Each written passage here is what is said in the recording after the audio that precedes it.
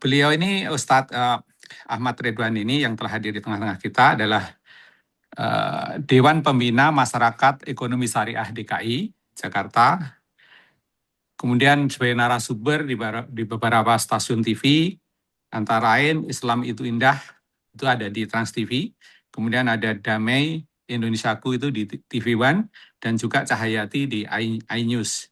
Beliau juga pembina kajian musyawarah ya, kajian musyawarah. Kemudian juga founder dari Samam Official dan founder dari Amri Travel yang mengelola umroh dan haji. Beliau S1 Syariah. Nah, ini saya katakan bahwa beliau sangat cocok dengan topik hari ini. Beliau ada S2-nya dan S3-nya ada Ekonomi Syariah. Untuk bisa merawat dengan maksimal, saya tidak berpanjang lebar. Jadi kami persilakan pada Ustadz untuk langsung menyampaikan tausiahnya, sharingnya ya ilmu hari ini, terutama mengenai waris, dan insya Allah kalau diizinkan mungkin bisa disinggung sekalian masalah hibah dan wasiat mungkin ya, yang sedikit terkait dengan waris, apa bedanya dan kapan lebih baik diterapkan di antara ketiganya itu. Baik, terima kasih teman-teman, izin. Jadi sekarang waktunya saya akan pada Ustadz guru kita Ustadz Ahmad Ridwan untuk menyampaikan paparannya.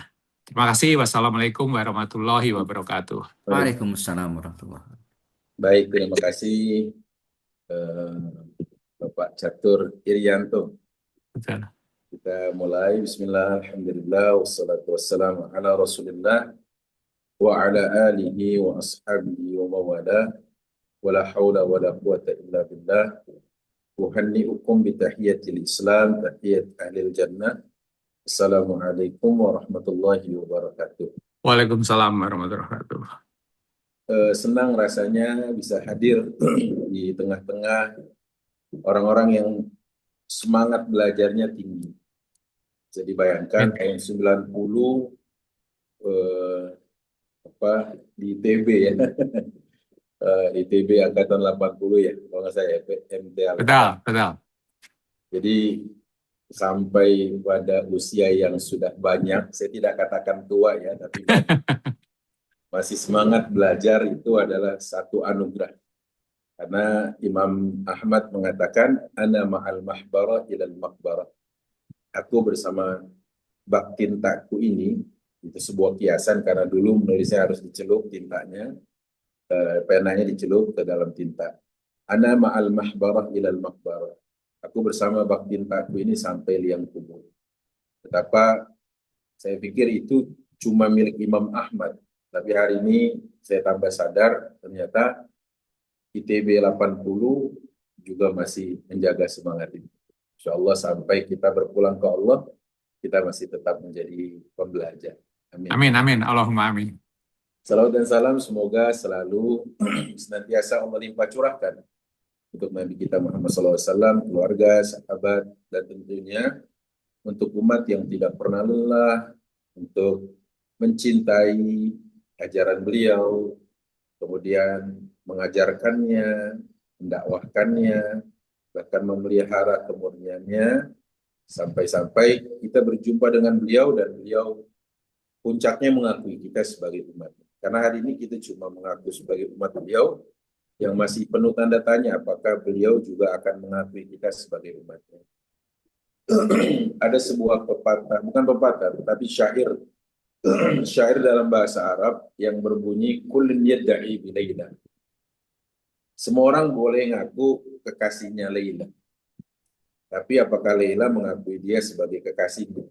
Nah, semua mengaku sebagai umat Rasulullah dan itu sah saja. Tapi apakah beliau kelak akan mengakuinya sebagai umat, ini yang masih penuh dengan harapan ya, sekaligus tanda tanya yang harus kita siapkan dalam bentuk jawaban. Apakah langkah yang kita lakukan akan mengantarkan kita pada pengakuan Rasulullah SAW kepada kita. Bapak dan Ibu yang Allah muliakan, tadi saya harus meluruskan di depan bukannya pakar ya, tetapi belajar. Kalau bakar belum lah rasanya. Masih belajar. Jadi insya Allah sama-sama pada kesempatan siang hari ini pun masih dalam rangka belajar. Karena saya ingat ada ungkapan guru kami dulu, Kiai, waktu di pesantren, kita itu kuntu taliban wa akunu taliban wa maziltu taliban wa sawfa akunu taliban. Artinya, dulu aku siswa, sekarang aku siswa, esok dan seterusnya aku siswa. Dulu aku santri, hari ini aku santri, esok dan seterusnya aku juga tetap santri. Gitu ya. Hari ini, seperti yang dikatakan Pak Catur tadi, kita akan bahas satu tema yang begitu menarik ya. Waris sesuai syariat, anugerah, atau bencana, gitu ya. Nah, gitu kira-kira kalau kita visualkan dalam bentuk ucapan. Pertama, kalau kita bicara tentang waris, masih banyak saya katakan masih banyak yang beranggapan bahwa waris itu repot, waris itu ribet, waris itu jelimet, dan ujungnya adalah masih ada yang beranggapan bahwa waris itu adalah sumber perpecahan. Dan itu kita tidak pungkiri. Artinya bukan sebagai normalisasi sebuah keyakinan, tetapi yang tidak kita pungkiri keberadaan. Ya. Sama seperti Allah tatkala mengatakan, La ilaha illallah, tidak ada ilah selain Allah, bukan tidak ada secara wujud, tapi tidak ada secara kepatutan, tidak ada yang pantas, gitu ya, kira-kira. Nah, berarti secara wujud ada. Nah, yang saya ingin katakan, secara wujud ada, tapi secara ajaran dan keyakinan serta ilmu pengetahuan, hal itu tidak kita normalisasi. Nah, saya ingin memulai belajar kita siang hari ini dengan sebuah renungan. Ada ungkapan an-nasu a'da umajahil, yang artinya manusia itu kerap menjadi musuh apa yang belum ia ketahui. Saya ulangi, an-nasu a'da umajahil. Manusia kerap menjadi musuh apa yang belum ia ketahui. Nah, mungkin kalimat ini pendek, sederhana, tapi kalau kita selami maknanya jadi dalam sekali. Mengapa saya katakan jadi dalam sekali? Karena dalam kenyataannya orang yang tidak kenal, gitu ya, di ungkapan bahasa kita dalam peribahasa Indonesia, tak kenal maka tak sayang, gitu ya. Nah, kalau kalimat tak kenal maka tak sayang, menurut saya itu jauh masih lebih soft, masih lebih lembut ketimbang anas a'da umajahilu. Manusia kerap menjadi musuh terhadap sesuatu yang dia belum paham. Itulah dari situ kemudian seperti ada benarnya, gitu ya. Saya katakan seperti ada kebenaran ungkapan penyair tadi, bahwa saat kita membincang tentang waris sesuai syariat, waris sesuai agama, yang ada adalah enggak ribet. Enggak, jelimet. Enggak adil. Enggak sumber perpecahan. Nah, gitu ya. Padahal kalau kita mau merujuk kepada epistemologi ilmu ya, epistemologi ilmu itu kan filsafat ilmu, sumber ilmu gitu ya. Kita itu kerap bangga kita bilang bahwa kita anak bapak kita. Padahal mungkin baru belakangan hari ada yang namanya tes DNA gitu ya. Sebelumnya cuma hasil kabar aja. Ridwan katanya, atau Ahmad, kamu tuh anaknya Pak Rahmat ya. Atau babe saya bilang, ini babe gitu ya. Membahasakan dirinya. Agar kami anak-anaknya memanggil sebutan babe atau ayah. Nah, Kalau kita bicara sumber ilmu, berarti yang paling dasar sumber ilmu itu wahyu, apa kabar, kabar, gitu ya. Kenapa si Anu mengaku bahwa dia adalah anak bapak itu? Itu kabar. Nah, pada saat kita bicara kabar, maka sumber ilmu di dalam Islam adalah kabar. Yang pertama itu kabar. Itu yang disebut dengan istilah bayani, yaitu qala Allah, qala Rasul. Firman Allah, firman Rasul. Nah, dari sini kita tahu, kalau kita saja tidak ragu saat diberi kabar atau dikabarkan bahwa kita ini anak Pak Fulan, berdasarkan kabar yang beliau sampaikan, dan orang-orang yang juga mempersaksikan kabar itu, maka sumber ilmu kita, ya sudah, yang paling utama adalah qala Allah, qala Rasul. Ini dia. Bagaimana Allah Subhanahu wa taala mengabarkan? Allah mengabarkan tentang syariat ini. Bahwa syariat ini didasari dengan sistem yang disebut dengan Rabbaniyah. Apa itu Rabbaniyah? Yaitu berkonsep ketuhanan. Dan kemudian syariat ini memiliki karakteristiknya. Yang kedua adalah insaniyah. Artinya apa? Humanis. Gitu. Syariat kita ini humanis. Jadi cocok buat kita. Bukan cocok buat, maaf, domba, karena depan saya ada kandang domba ya. Nggak cocok juga, bukan buat kambing, bukan buat ayam, kita juga ada ayam petelur sini. Jadi bukan untuk mereka. Nah, kalau kita pahami bahwa sesuai dengan manusia, oh berarti jangan sampai nanti ada anggapan nggak cocok buat kita, gitu ya. Ini jadi disclaimer di depan. Yang ketiga, syariat kita ini adalah memiliki karakteristik alamiah. Apa itu alamiah? Alamiah artinya adalah universal. Jadi kalau ada anggapan bahwa itu cocok di negeri onta, tapi tidak cocok di negeri Toyota. Syariat Islam itu cocok di negeri keledai, tidak cocok di negeri Hyundai, contohnya gitu. Maka terbantahkan dengan kalimat ketiga tadi, bahwa Islam ini alamiah. Yaitu ajaran untuk universal. Kita ambil contoh yang semasa dengan Rasulullah adalah misalkan adanya sahabat Rasulullah yang bernama Salman Al-Farisi. Dia bukan orang Arab. Dia dari Persia. Persia itu bukan Arab. Tapi dia terima ajaran ini.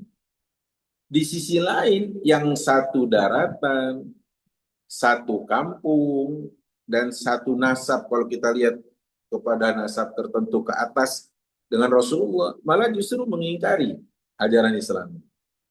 Jadi ajaran ini memang punya karakteristik yang ketiga adalah alamiah, yaitu universal. Sehingga nanti tidak bisa kita katakan nggak cocok ini untuk diterapkan di negara Indonesia misalnya. Ini nggak cocok diterapkan di Amerika gitu ya. Dalam arti sebagai sebuah syariat. Nah, yang selanjutnya ajaran atau syariat kita memakai konsep bahasa apa? Ringan, sederhana, simple. Kalau kita coba lihat ayat-ayat tentang sholat, wa aqimus sholah contohnya, wa atuz zakah, tegakkan sholat dan tunaikan zakat. Di situ tidak membahas secara spesifik jumlah rakaat, bagaimana tata caranya, waktu-waktunya, kapan mulai, kapan berakhir, hal-hal yang membatalkan dan apa yang menjadi syarat rukun dan wajibnya, enggak ada secara spesifik. Begitupun juga zakat. Di dalam ayat tidak ada yang membahas secara khusus tentang berapa prosentasenya, berapakah nisab minimalnya, sudah berapa lamakah harta tersebut sama kita, enggak ada. Gitu ya. Nah, Ketidakadaan itu, kayak sholat tadi, ketidakadaan jumlah rokaat, tata caranya nggak ada. Tapi kita tidak pernah berani untuk melakukan sebuah terobosan. Kalau gitu, sholat kita ringkas aja. Satu di waktu pagi, dua di waktu malam. Udah 2 kali aja, 2 waktu. Ya kan gitu. Pasti saya yakin nggak ada yang berani. Pasti saya yakin nggak ada yang berani. Karena apa? Wong iki ajarannya Gusti Allah gitu kan. Nah, sekarang kalau sholat subuh nggak berani ditambah jadi 3 rakaat atau 4 rakaat, padahal dia di awal waktu, di awal pagi, fisik masih sehat, ya kan, pikiran masih fresh, konsentrasi masih tinggi, kita nggak berani tambah menjadi 4 rakaat misalnya, karena kita menganut paham ibadah itu ya dari sananya gitu kan. Nah, sekarang kalau tidak berani apa bahasa saya, menggonta-ganti, menambah, mengurangi jumlah rakaat, pertanyaannya, kenapa begitu di bab waris kita berani langsung bilang udah deh bagi rata aja, udah ya, udah deh apa namanya, yang laki-laki karena udah dari kecil dikasih fasilitas yang unggul, kalau gitu yang dapat warisan perempuan aja deh, gitu ya. Nah itulah makanya simpelnya kita. Simpelnya agama ini adalah basato. Agama ini simpel. Yang bikin rumit itu kadang-kadang penganutnya sendiri. Gitu kan? Yang selanjutnya, ajaran ini mengenal yang namanya konsep syumuliyah, komprehensif. Jadi kalau kita bicara tentang syariat ini meliputi perkara sifatnya individual atau hal-hal yang bersifat komunal, komunitas. Islam membincangkan sisi material, juga Islam membincang sisi immaterial. Islam membincangkan tentang sisi metafisik, sebagaimana Islam membedah sisi fisik. Islam membincangkan sisi rakyat, dan Islam juga membahas sisi sebagai kepemimpinan atau pemimpin. Islam membincangkan sisi keamanan, dan Islam juga membahas sisi tentang bagaimana menghadirkan pasukan pengaman. Nah, jadi yang dibahas itu sumul. Islam membincangkan tentang dunia, Islam juga membahas tentang akhirat.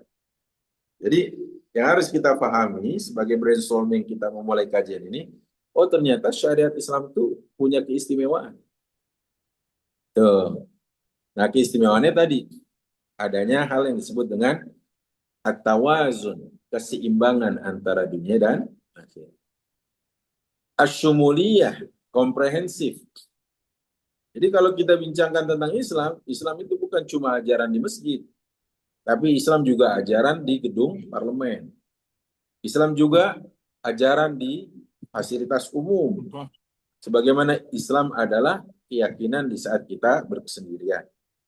Itu ya, jadi itu dulu. Nah, maka pada saat kita bicara tentang tema kita hari ini, apakah benar bahwa syariat waris ini akan menjadi satu perkara yang apabila dikerjakan berpotensi untuk dapat anugerah atau sebaliknya dapat bencana. Mari sama-sama kita merenung pada poin yang kedua. Itu tadi tentang renungan syariat ini. Renungan kedua adalah jika kita menjumpai ada seorang anak yang taat kepada orang tuanya. Ada anak yang bakti sama orang tuanya.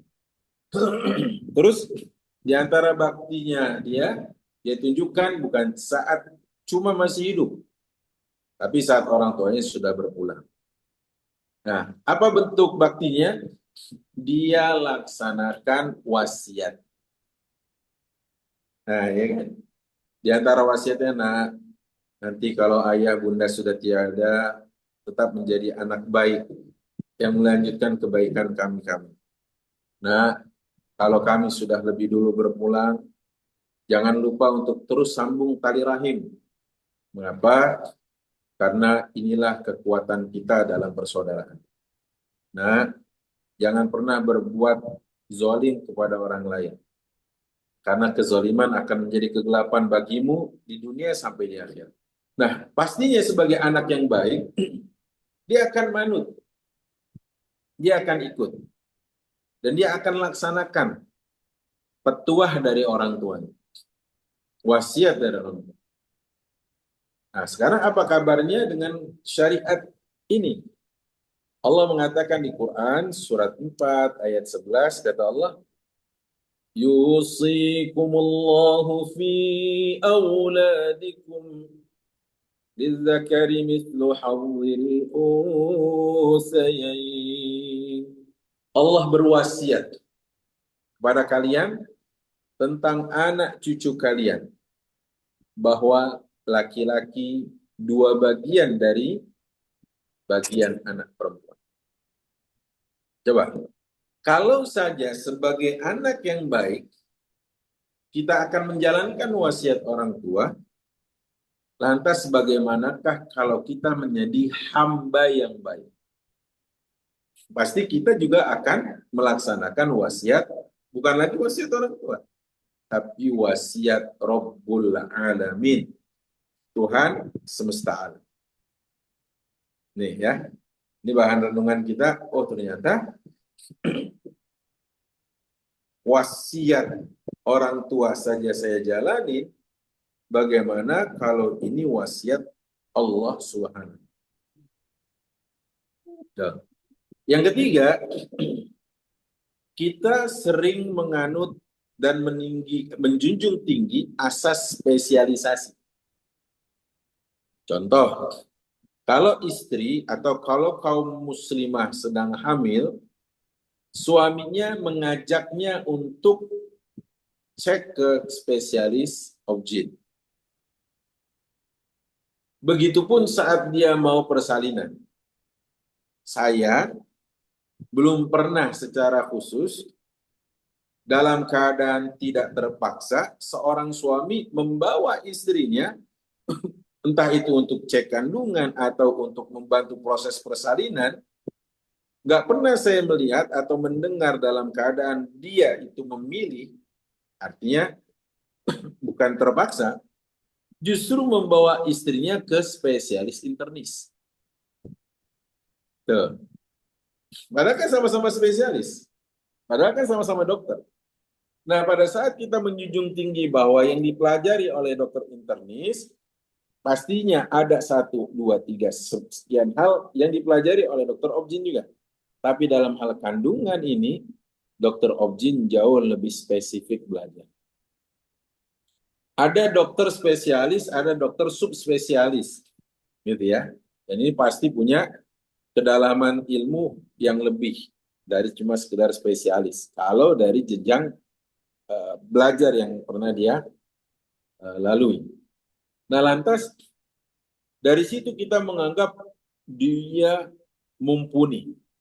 Beliau pakar.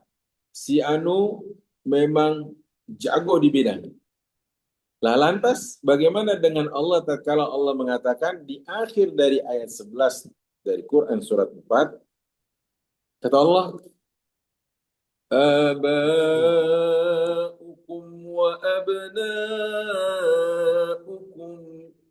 la tadruna ayyuhum aqrabu lakum naf'a.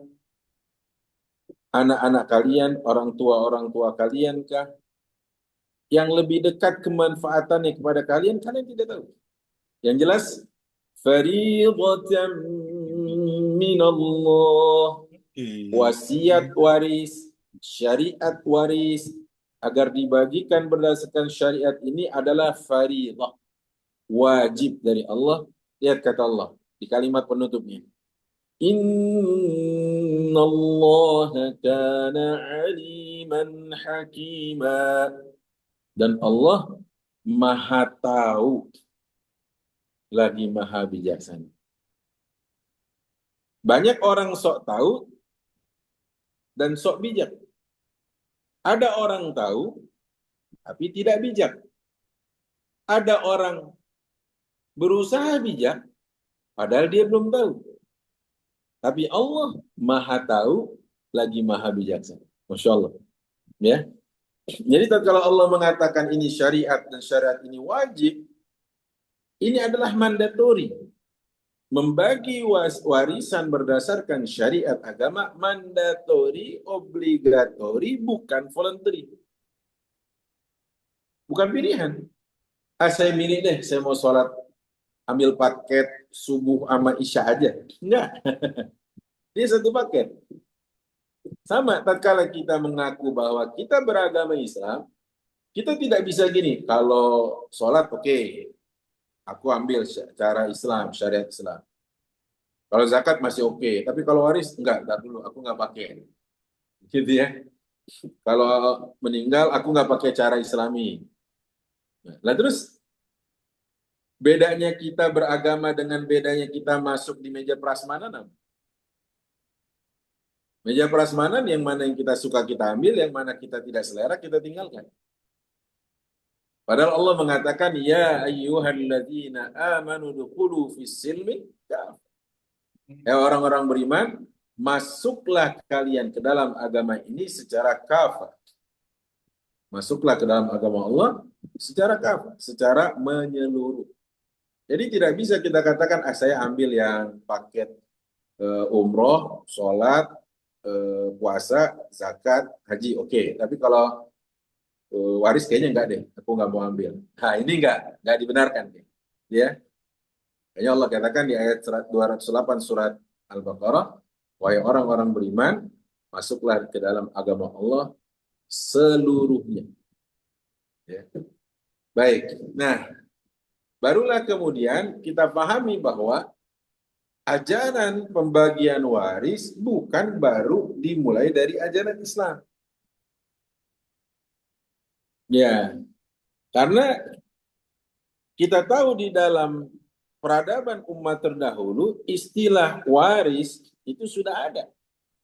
Misalkan Allah tatkala membincangkan atau mengabarkan tentang kita sebut saja Sulaiman, ya. Sulaiman alaihi salam wa waritha Sulaiman, ya. Dan Allah Subhanahu wa taala mengabadikan cerita ini di dalam Quran surat An-Naml ayat 16. Wa waritha Sulaiman Daud, dan Sulaiman menjadi ahli waris bagi Daud. Ya. Jadi sudah ada waris itu. Hanya saja memang agama ini punya tatanan dan aturannya sendiri. Misalkan Allah mengatakan di ayat 63 dari surat Maryam, tilkal jannatul lati nurisu min ibadina. Yang demikian itulah surga yang kami wariskan kepada hamba-hamba kami yang bertakwa di antara mereka. Jadi kalimat waris bukan barang baru.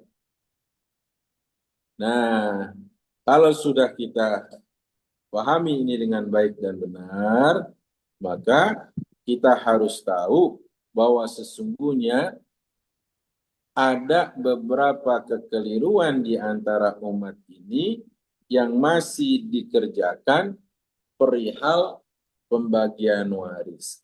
Nah, sebelum kita masuk sana, saya ingin kasih dulu semacam definisi lah. Apa sih waris itu?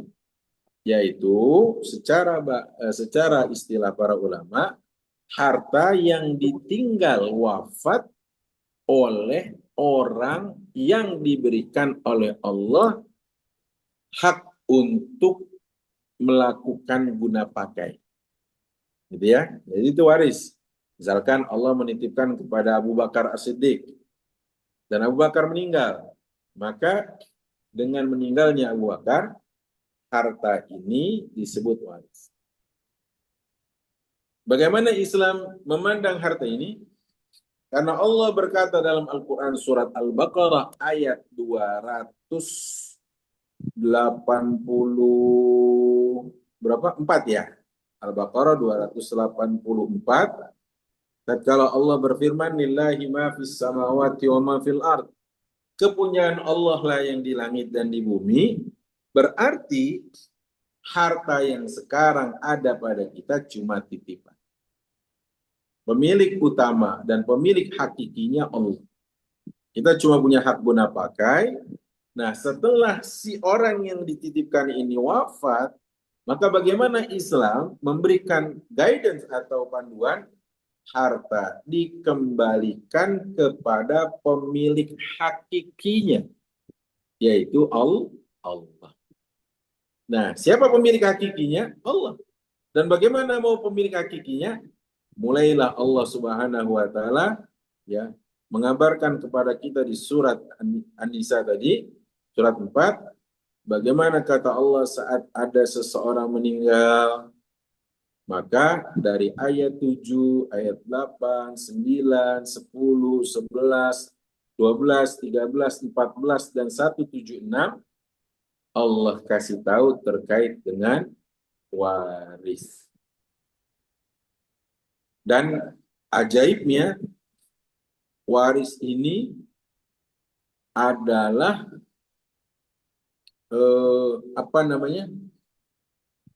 syariat yang disebutkan Allah yang paling lengkap.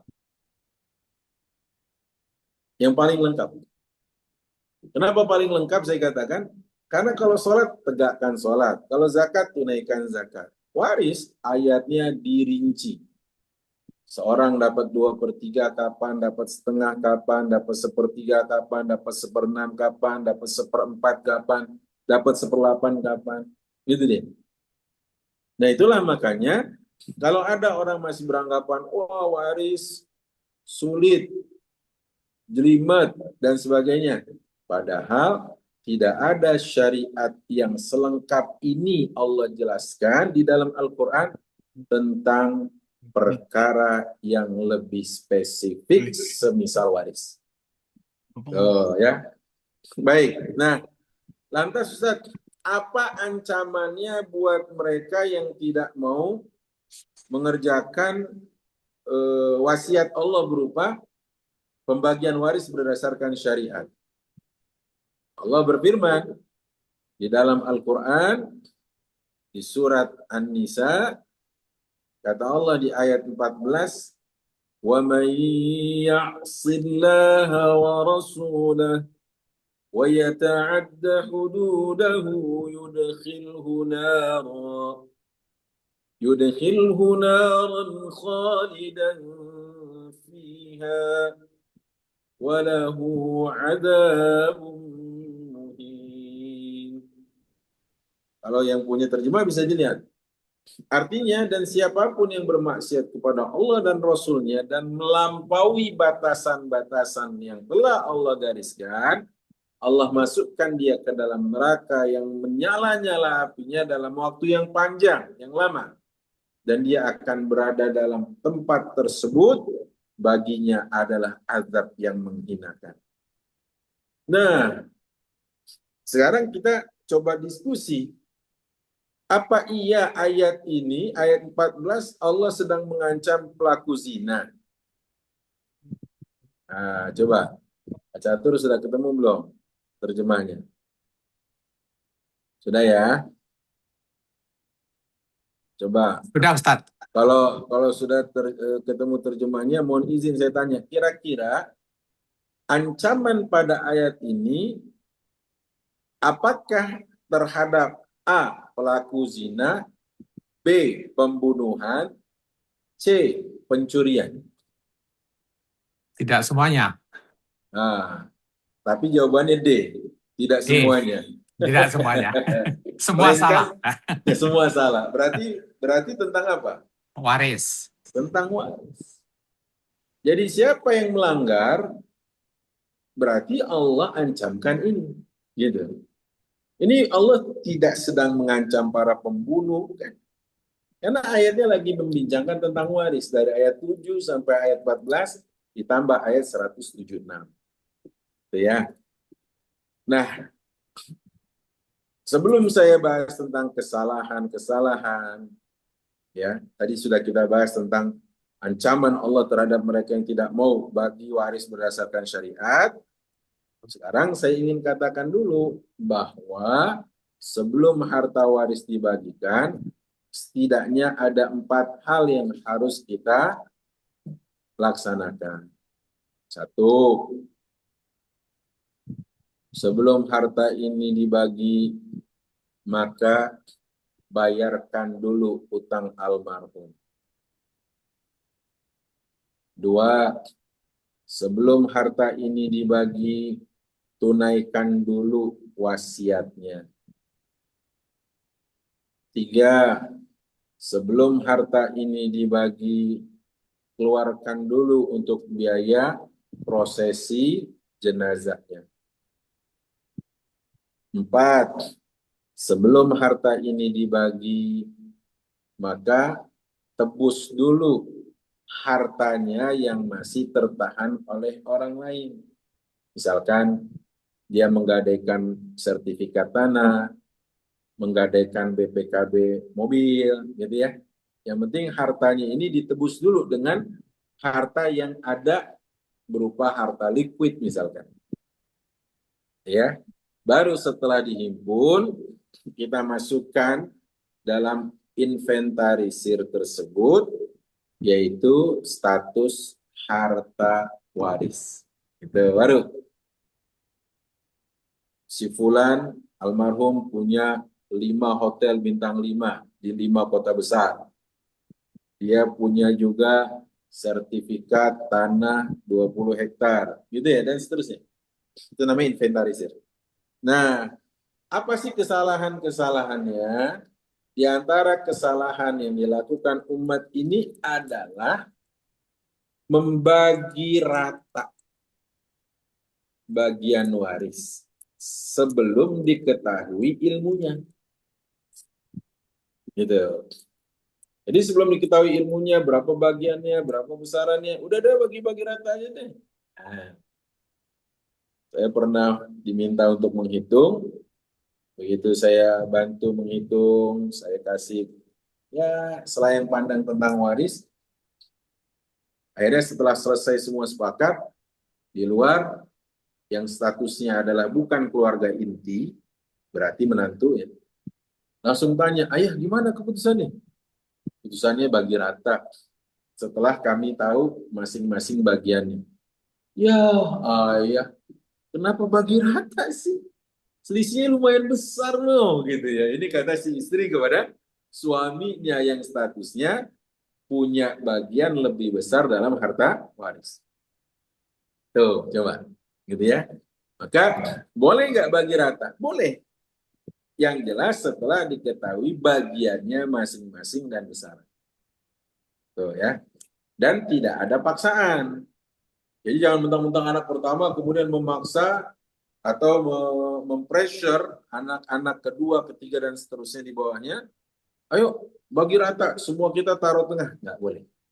Kenapa nggak boleh? Karena dalam hal ini harus amti bin nafs.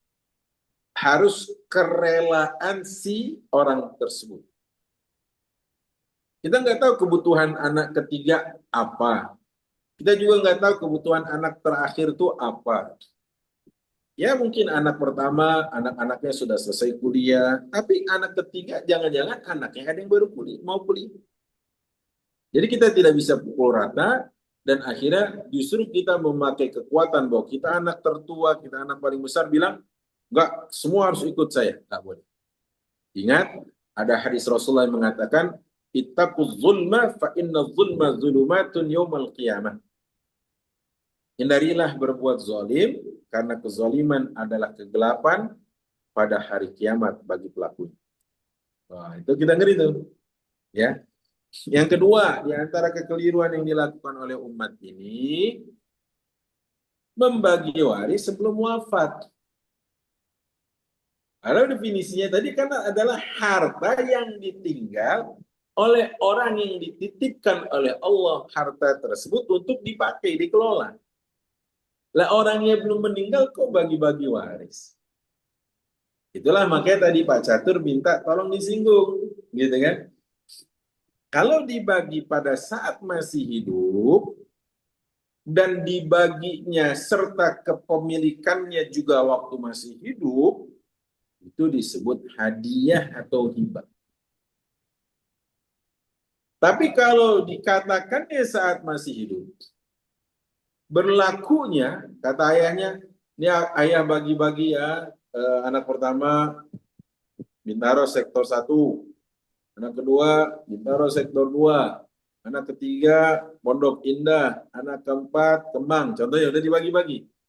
Tapi berpindah kepemilikannya setelah orang tua wafat, artinya orang tua baru akan membaginya setelah wafat, atau berlangsung alih kepemilikannya setelah wafat, itu disebut dengan wasiat. Kalau wasiat yang berkaitan dengan harta benda, maka anak tidak boleh memiliki wasiat. Tapi kalau untuk orang lain yang tidak berstatus ahli waris, maka boleh. Nah, kenapa demikian? Karena dalam hadis sahih riwayat Muslim, Rasulullah mengatakan, "Fala wasiyata liwaris." Tidak ada wasiat kepemilikan harta bagi ahli waris. Sangat logis. Kenapa? Karena ahli waris sudah dapat bagiannya dari pos waris. Gitu. Sehingga mereka tidak dapat wasiat yang berkaitan dengan kepemilikan harta. Tapi kalau wasiat untuk jadi anak soleh, silakan. Wasiat untuk bakti, silakan. Tapi kalau untuk harta, tidak boleh. Nah, kepada orang lain pun, layaknya tadi harta hibah atau hadiah, dia punya batas maksimum 1/3 dari total aset. Jadi dia punya aset 3 triliun. Maka yang boleh diwasiatkan itu cuma 1 triliun. Atau kalau dia mau bagi-bagi dalam bentuk hibah hadiah, itu cuma 1 triliun. Dia cuma bisa 1/3. Dalilnya adalah hadis Rasul Shallallahu Alaihi Wasallam yang diriwayatkan oleh Sa'ad bin Abi Waqqas. Kala itu Sa'ad ikut haji wada. Pada waktu pelaksanaan haji wada ini, ternyata Sa'ad bin Abi Waqqas sakit keras. Dan dia mengira bahwa itu adalah sakit yang mengantarkannya pada kematian. Tapi qadarullah wa masya'afa'al, dia pun tidak meninggal. Gitu. Nah, yang menarik, pada saat dia merasa bahwa sakit ini mengantarkan dia akan wafatnya, dia bilang, ya Rasulullah, bagaimana kalau ku hadiahkan, ku hibahkan hartaku ini seluruhnya untuk anakku. Ya Rasulullah, jangan, nggak boleh. Kalau gitu bagaimana kalau 2/3? Jangan, kata Rasulullah. Kalau gitu bagaimana kalau setengah? Tidak boleh. Kalau gitu 1/3, wasulusu katsir, kata Rasulullah, dan 1/3 sudah maksimum, sudah banyak. Jadi yang boleh dihibahkan, diwasiatkan, cuma mentok di 1/3. Baik. Kekeliruan yang selanjutnya, bagi warisan nunggu seluruh ahli waris meninggal. Nah, terus gimana nanti siapa yang dapat? Itulah makanya banyak kasus dari warisan yang belum terpecahkan dan itu sudah masuk generasi ketiga atau keempat. Ya kan?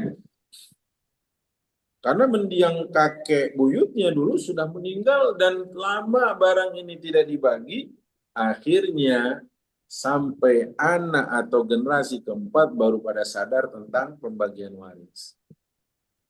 Nah, kalau sudah kayak gini, yang kasihan siapa Pak Bahrawan? Harta nggak dibagi, ahli waris sudah sampai generasi keempat, generasi 2 sudah ada yang meninggal, generasi 3 ada yang menyusul. Padahal setiap kali ada yang meninggal, bisa mengubah skema ahli waris. Nah, kalau sudah kayak gini, siapa yang kasihan? Yang punya harta di awal. Baik, yang punya harta di awal ya. Kalau menurut Pak Catur siapa? Sama, almarhum. Almarhum. Ya. Kalau Pak Farid, menurut Pak Farid siapa? Pertama yang pemilik harta, Pemilih yang harta. kedua yang mendapatkan waris tapi belum dibagi-bagi itu dan meninggal dunia. Oh, Karena baik. itu juga akan repot. Masya Allah. Ini bagus nih, semua perjawabannya benar. Tapi kalau menurut saya punya jawaban yang lain. Yang kasihan ustadznya. Cara menguraikannya ya Pak Ustadz ya. Nah, Hitung-hitungnya. itu Iya, Pak cara Farid, ngitungnya. itu Pak Catur tuh, ya kan? Ya. Kasihan nanti, karena dulu waktu kami kuliah, waktu belajar waris ini di S1, ada berapa, ada mungkin 10 lah, 10 mahasiswa yang remedial dalam bab ini. Namanya bab munasakhat. Harta belum dibagi, salah seorang dari ahli waris meninggal. Melahirkan ahli waris baru. Nah, ahli waris baru lagi belum dibagi, sudah ada yang meninggal lagi. Wah, makanya tadi jawaban saya agak out of the box nih. Mohon maaf Pak Farid dan Pak Catur. Yang kasihan Ustadz nih. Jadi ada salah seorang karyawan BP, British Petroleum, pernah ketemu saya. Minta dihitung. Gitu kan. Terus saya bilang, coba ceritakan bagaimana harta ini sejarahnya.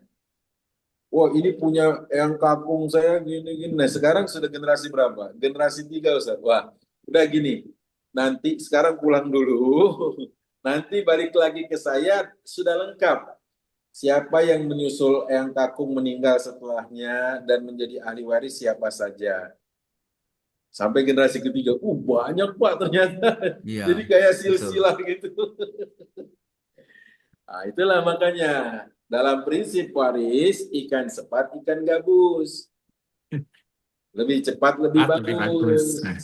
Ikan sepat ikan lele lebih cepat tidak bertele-tele. Ya. Gitu. Nah, di situ kita sadar bahwa kalau ada orang yang menunggu semua meninggal dunia, siapa yang mau dapat? Gitu. Ya. Baik. Yang ketiga, yang keempat berarti yaitu kesalahan berikutnya apabila orang menganggap Ustadz ini sudah adat jadi kita ikutin adat aja Ustadz sebab adat kalau nggak diikutin ngadat katanya. Nah, padahal dalam ajaran kita jika bertabrakan adat dengan syariat maka yang dikedepankan adalah yang syariat. Mengapa? Karena secara teruji di semua keadaan ya syariat. Ini cocok buat di negara berpasir, ini juga cocok di negara bersalju, gitu ya. Sementara kalau adat mungkin cocok di sebagian wilayah, tidak cocok di sebagian yang lain, gitu kan. Nah, tapi kalau syariat di negeri berpasir cocok, di negeri bersalju cocok, di negeri banyak air cocok, di negeri yang sulit air cocok, gitu. Nah, itu dia. Jadi kekeliruan kita yaitu saat kita menganggap adat harus lebih tinggi. Nih kayaknya kalau lihat dialek dan face-nya Pak Farid nih izin orang Sumatera ya Pak ya? Sumatera dari Aceh, Pak. Ya kan gitu. Betul. Makanya kan di sana ada namanya mayam ya Pak ya? Ya, Mayam ya, gitu Pak. kan. Ya, Itu terus ya mayam itu kan adat untuk menikah kan gitu. ya. Sementara kalau yang di sini izin, ada yang dari Makassar nggak? Nggak ada ya angkatan. Ada kan? Nah, yang dari Makassar mengenali bukan mayam, tetapi panai misalkan. Pangain. Betul ya Pak Catur ya? Ah. Kalau Pak Catur sih dari namanya ini Bali nih. Agak ke barat dikit. Agak ke barat dikit. Nah, itulah makanya saya bilang, kadang ada cocok di satu tempat wilayah khusus, tapi mungkin berbeda di wilayah lain. Nah, tetapi kalau yang namanya syariat di semua tempat sama. Itulah makanya ada kaidah ulama, idza sadamat ada syariah quddimatis syariah. Kalau adat bertabrakan dengan syariat, maka yang harus dikedepankan adalah syariat. Tuh, baik. Nah, kekeliruan yang lainnya adalah pada saat ada istilah dengan sebutan ahli waris pengganti. Gitu ya. Kok ahli waris pengganti? Gitu. Padahal ahli waris sudah ditentukan 15 laki-laki, 10 perempuan. Mereka mendapatkan warisan karena 3 alasan. 1, karena nasab. 2, karena sebab pernikahan. 3, karena sebab memerdekakan budak. Nah, sekarang kan budak sudah nggak ada. Berarti bisa kita katakan 2 hal. Yaitu karena sebab nasab, dia anak Pak Fulan, dia orang tua dari si Fulan. Contohnya gitu. Atau karena pernikahan. Karena dia dinikah maka berstatus suami bagi istrinya. Dan atau sebaliknya berstatus istri bagi suami. Tuh ya. Jadi nggak ada istilah, Ustaz, bagaimana nih dengan mereka yang tetangga baik banget, Ustaz? Apakah tetangga dapat warisan? Ya, kalau ada 2 hal ini boleh. Cuma kalau statusnya tetangga saja nggak dapat. Ya. Nah, setelah kita bahas tentang kekeliruan-kekeliruan tadi, siapa yang tidak dapat warisan? Yang nggak dapat warisan itu 1, yang berlainan agama. Mohon izin, mohon maaf. Karena pasti di agama yang lain juga ada aturannya. Gitu. Jadi kita punya aturan, di aturan agama Islam, disebutkan dalam hadis Sahih Muslim, la yatawaras ahlul millataini syatta. 2 orang dengan 2 keyakinan berbeda tidak bisa saling memberikan warisan. Tuh ya. Tuh. Terus yang kedua, orang yang berstatus pembunuh. Pembunuh nggak bisa dapat warisan. Kata Rasulullah, al-qatil la yaris. Seorang pembunuh tidak dapat warisan. Kan ada tuh kadang-kadang kita jumpai orang tuanya koma saja bertahun-tahun, tidak pernah titik. Belum titik, masih koma gitu ya. Akhirnya anaknya ngeliat kok ini lama nih. Kalau gitu kita segerakan aja dia bagi waris. Walaupun dalam tampilannya dia coba memotivasi ayahnya, ayah, ayo, ayah bisa sembuh kok, ayah kuat. Tapi dalam motivasi tersebut, selang oksigen diinjek. Dia bilang, ayo ayah bisa sehat, ayah bisa kuat, bisa pulih lagi. Tapi selang oksigennya diinjek sama anaknya. Lah ini kan mempercepat kematian kan gitu. Nah, pembunuh tidak dapat warisan. Yang ketiga adalah status sebagai budak. Budak tidak bisa dapat warisan, budak pun tidak bisa memberikan warisan. Baik, ini mereka-mereka yang tidak dapat warisan.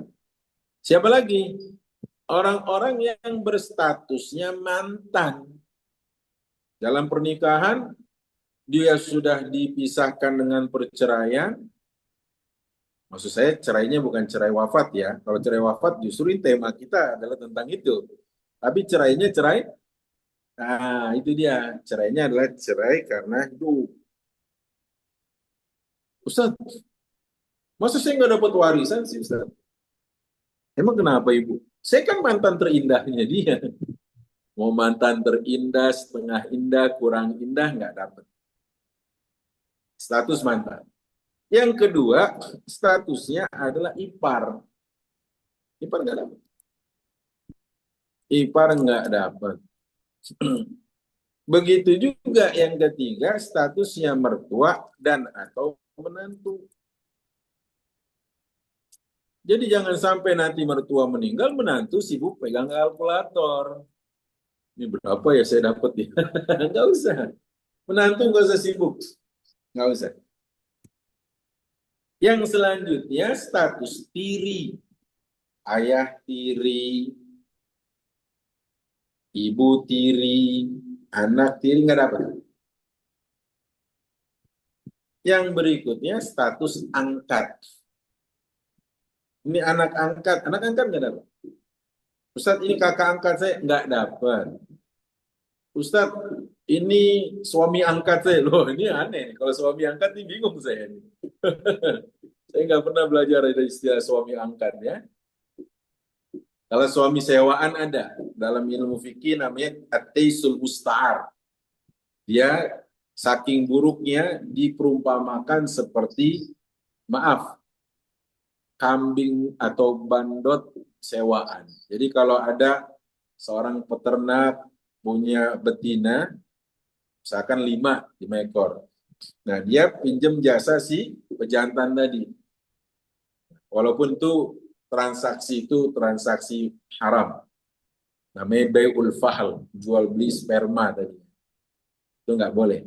Apakah benar spermanya masuk ke dalam rahimnya si betina? Allah a'lam. Apakah jadi membuahkan? Allah a'lam. Nah, itu jual beli yang goror. Tapi maksud saya, tidak pernah ada istilah suami angkat nggak? Ya, yang ada adalah tadi suami pinjaman. Nah, kalau suami pinjaman ini statusnya haram. Agama mengutuk dengan istilah sebutan at-taisul musta'ar, yaitu bandot sewaan. Kasarnya kayak gitu kira-kira. Baik. Nah, siapa lagi mereka yang tidak dapat warisan? Ya, siapa lagi yang tidak dapat warisan? Yaitu orang-orang yang memang tidak masuk dalam poin sebab atau nas. Siapapun itu namanya. Ya, kawan, sahabat, soulmate, bestie, nggak dapat. Nggak dapat ya. Baik. Nah, dengan demikian kita sudah belajar kira-kira 2 SKS tentang waris ini. Tinggal kita buka sesi tanya jawab biar lebih panjang waktunya karena setiap orang biasanya pertanyaannya suka berbeda. Saya kembalikan ke Pak Catur, mungkin ada yang mau ditanyakan, tapi kalau lihat wajahnya sih nggak ada yang mau bertanya. Ada Silakan. Pak Ustadz tanya. Ini udah ada teman-teman kalau ada pertanyaan ini karena masalah waktunya mungkin digabung aja ya. Mungkin ada beberapa pertanyaan yang beririsan ya. Ustadz saya bacakan dulu Ustadz ya. Ya. Mungkin nanti mohon karena pertanyaan ada beberapa mungkin mohon dicatat ya. Pertanyaan dari Mas Miko ini pertanyaan. Jadi kalau ortu punya harta, rumah dan sawah mau dibagi habis sebagai hadiah, hibah itu bolehkah sebelum wafat? Dibagi habis berarti itu sebenarnya tidak boleh ya tadi. Masya Allah, Pak Catur udah langsung bisa jawab nih. Maksimal 1/3 tadi kalau nggak salah. Betul. Karena 2/3-nya untuk ahli waris yang lain. Siapa? Boleh jadi kakek dapat, boleh jadi paman dapat, gitu. Jadi kalau dibagi habis sekarang, berarti sama juga dia membatasi orang-orang yang sudah diberikan oleh Allah nominasi untuk jadi ahli waris. Gitu. Baik, ini yang berikutnya pasti Mas Niko tadi ada pertanyaan kalau mungkin terkait sehingga tidak ada harta waris lagi dalam bentuk rumah dan sawah. Nah, mungkin hibah itu apakah ada aturannya? Misalnya gini, sepertiga hibah itu kemudian dibagikan ke anak-anaknya, tapi sesuai selera orang tuanya lah. Pak ini anak baik, saya kasih lebih banyak, yang ini baik. Itu ya Ustaz, tolong disimpan dulu. Kemudian ini ada pertanyaan lagi. Mohon bertanya Pak Ustadz, kalau ada yang menikah lagi, qadarullah istri pertama dan suaminya pertama masing-masing meninggal. Masing-masing membawa anak, bagaimana nanti pembagian waris? Atau bolehkah masing-masing belum menikah ini dihibahkan ke anak-anak masing-masing? Jadi mungkin beririsan tadi pertanyaannya. Ustadz, nah saya ada berapa juga Ustadz izin. Pertama masalah wasiat tadi, nah mengenai wasiat itu apakah perlu persetujuan ahli waris Ustaz? Itu ya satu ya. Itu ada berapa? Jadi yang mana dulu nih? Saya mau jawab nih. Oke boleh. Itu 3 dulu itu tadi. Nah, yang satu tadi apa? Itu masalah pembagiannya itu tidak sama. Oh ya, baik. Hibah sama tidak sama. Apakah terus ada yang tidak ridho itu seperti apa? Baik, terkait dengan hal ini, yang pertama, kalau ada anaknya lebih dari satu, pastikan yang lain juga dapat. Itu dulu, kaidah pertamanya. Karena dahulu ada seorang sahabat namanya Nu'man. Nu'man ini anak Pak Bashir. Pak Bashir punya anak 8. Yang dikhususkan perlakuannya, dispesialkan itu cuma Nu'man. Termasuk dikasih hadiah cuma Nu'man. Akhirnya Rasulullah bilang, wahai Bashir, apakah kau ingin dengan perbuatanmu seperti ini, maka nanti bakti anak-anakmu juga beda-beda. Hmm. Akhirnya kata Bashir, enggak dong ya Rasulullah. Kalau gitu, anakmu yang lain bagikan juga biar dia dapat sebagaimana Nu'man dapat. Gitu ya. Nah, adapun hadiah, dia tidak ada angka pasti ya seorang dapat berapanya gitu. Yang penting maksimum tadi kan sepertiga. Nah, Hmm. misalkan dia punya anak 3, tapi yang paling kecil anak ini baru SD. Anak nomor 2 SMA. Anak ketiga sudah selesai kuliah. Nah, ini kan pasti beda-beda nih. Apa yang menjadi kebutuhannya. Tuh, ya. Kalau kita pukul rata, ya udah masing-masing sepertiga. Boleh. Jadi dari sepertiga jumlah total yang boleh dikeluarkan sebagai hadiah, dibelah 3 lagi, boleh. Tapi ada yang menganggapnya ya tergantung bagaimana kadar keperluannya dan kebesaran hati orang tua yang membagi. Gitu. Misalkan anak pertama dia butuh modal karena sudah selesai kuliah, dia ingin membuka lapangan pekerjaan. Daripada dia jadi pegawai, mendingan dia menjadi ya apa bisnis kecil-kecilan. Nah, dikasihlah hadiah kepadanya lebih besar. Boleh, boleh. Sementara anak nomor 3 karena masih SD, keperluannya tidak banyak dalam waktu dekat ini ya udah bagi sesuai proporsionalnya tadi. Jadi secara proporsional dibagi. Gitu ya Pak Catur. Ya, menyambung jawaban tadi Ustadz, ini kan berarti quote unquote harus adil kan Bu ya. Tapi Betul, adil itu kan relatif ya. Menurut orang tua adil, menurut anak tidak adil. Itu betul, betul. milih yang mana Ustadz? Milih yang dibagi rata atau sesuai persepsi orang tua? Ini terus terang ini banyak saya menemui beberapa kasus ini seperti itu. Kalau saya melihat ya tergantung pemilik harta. Oke. Gitu. Oke. Yang Jadi penting kalau jumlah anaknya 3, ketiganya dapat. Gitu. ya nggak Cuma nggak kalau nanti ada kecenderungan hati orang tua, kenapa dia saja tanpa ada hitungan secara logik ya. Kalau tadi kan mainnya perasaan ya. Pak ya. Bashir lebih mengunggulkan Nu'man. Nah, Rasulullah kasih, ya kalau kau beda-bedakan, nanti kalau kau terima bakti anakmu beda-beda gimana? Nah, itu kan akhirnya tersentak dia. Akhirnya dia kasih gitu. Gitu Pak Catur. Oke, baik. Ini tadi sebentar ada chatting tadi. Sebelum saya bacakan chatting tadi itu untuk wasiat itu kan bukan ahli waris ya, bukan ahli waris ya. Betul. Itu apakah harus sepengetahuan ahli waris? Oh iya, menarik. Kalau untuk hal semisal hari ini, di mana pencatatan menjadi satu hal yang sangat penting, hemat saya ahli waris tahu. Karena misalkan contoh saja lahan yang kami kelola sekarang ini statusnya wakaf.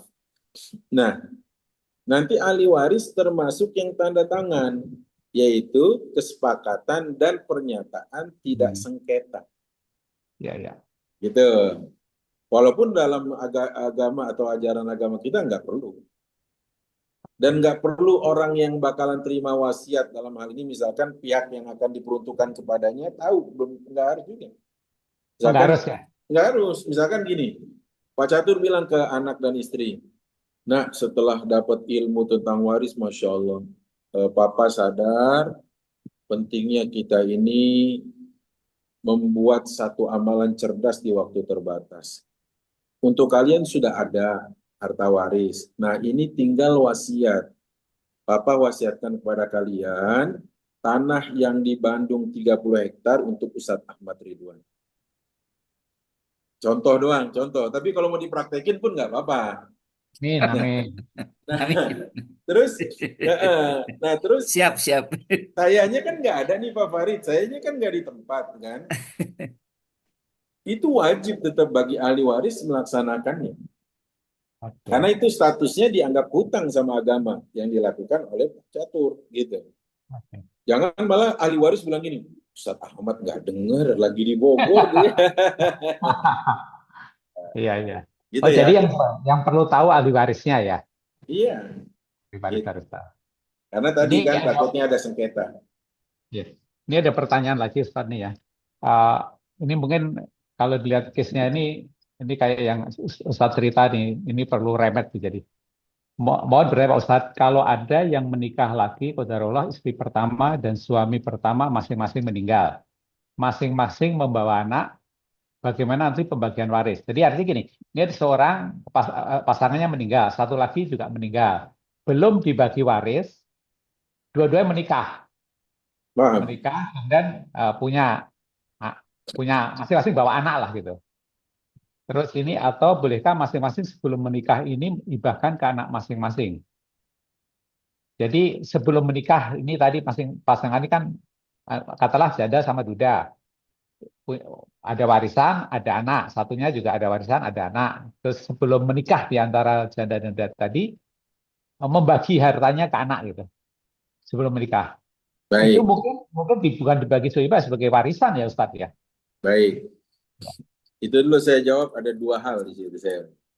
Yang pertama, dalam case seperti ini, walaupun seandainya para mantan ini, baik janda maupun duda ini, menikah lagi nanti dengan pasangan pilihannya masing-masing, mereka tetap dapat warisan dari mendiang pasangannya dulu. Selagi waktu pasangannya wafat, statusnya tidak dalam keadaan mantan, kan? Artinya dicerai. Ya, Makanya tadi betul. kan sebab yang mendapatkan warisan, yang kedua sebab pernikahan. Ya, Kalau dia masih diikat oleh tali pernikahan, maka mantan ini tetap dapat. Gitu.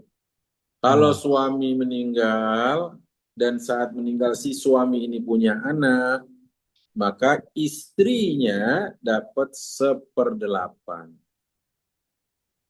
Dan anaknya dapat, nanti tinggal kita lihat statusnya laki perempuan, Ya, berapa jumlahnya, gitu. ya. Nah, Pertama.